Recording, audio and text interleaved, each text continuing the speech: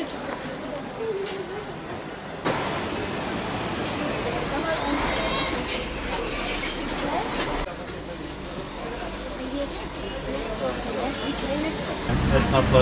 müşterileri sınava kayıt ettirmeniz için çalışma yapmanızı istiyoruz.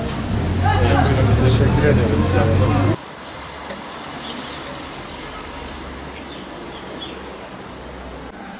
Peygamber Sevdaları Vakfı'ndan geliyoruz abi. Bu seneki siyer yarışması için afişimizi asıp siyer sınavına davet için sizin de katkılarınızın olmasını istiyoruz.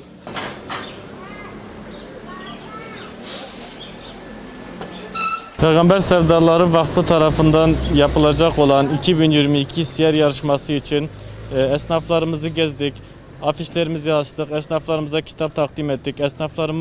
Esnaflarımızın siyer yarışması için gerek müşterileri gerek çevresindeki insanları siyer yarışmasına katılmaları yönünde telkin etmeleri, onları siyer yarışmasına kaydetmeleri için esnaflarımızla konuştuk.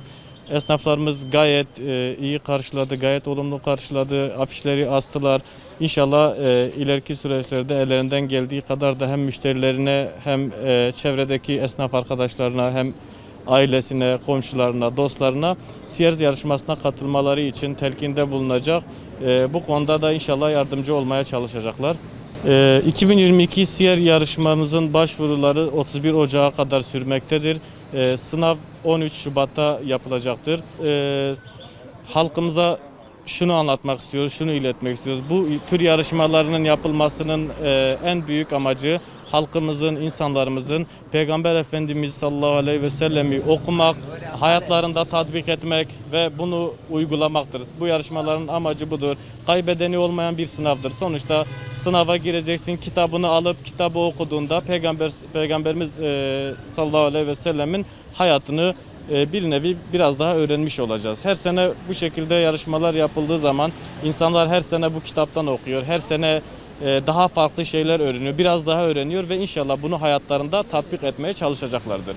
Bugün toplum olarak dedik ki bozulmamızın sebebi yani dediğimiz gibi peygamberi tanımamak ve hayatı yaşamaktan kaynaklanıyor. İşte bu yüzden de biz de arkadaşlardan geldiler. Siyer sınavına kayıt olduk. Zaten bu sınavın kaybedeni de yoktur. Bu herkes de katılabilir. Mesela ben de kaydımı yaptım. Velev ki kazanmasam bile en azından ben peygamberin hayatını öğrenmiş gibi oluyorum. Bu yüzden Peygamber Sevdaları Vakfı'na çok teşekkür ediyoruz. Böyle güzel bir organizasyona sebebiyet verdiklerinden ötürü. Allah hepinizden razı olsun. 13 Şubat 2002 Pazar günü siyer sınavı yapılacaktır. Gerçekten bu sınavı çok değerli ve kıymetli buluyorum. Bu sınavda emeği geçen herkese çok teşekkür ederim. Bu sınav gerçekten kaybedeni olmayan bir sınav. Bir sınav sonucunu kaybetsek de Peygamber Efendimizin hayatını okuyarak da kazanmış oluyoruz. Gerçekten batılı düşünürlere baktığımız zaman batılı düşünürlerden Gibson Peygamber Efendimiz ile ilgili şunu söyler. Diyor eğer onu sevmeyenler onu tanısaydı daha çok sevecekti. Yine batılı düşünürlerden Bernard Shaw şunu söyler. Diyor o insanların kurtarıcısıdır der. Eğer o bugün aramızda olsaydı dünyadaki bütün problemleri üst üste biriktirseniz de bir kahve içiminde bile bu meseleyi halleder.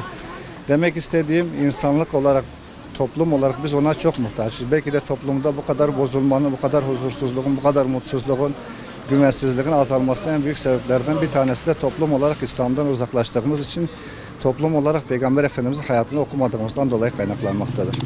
Teşekkür ederim. Allah razı olsun vesile olanlardan.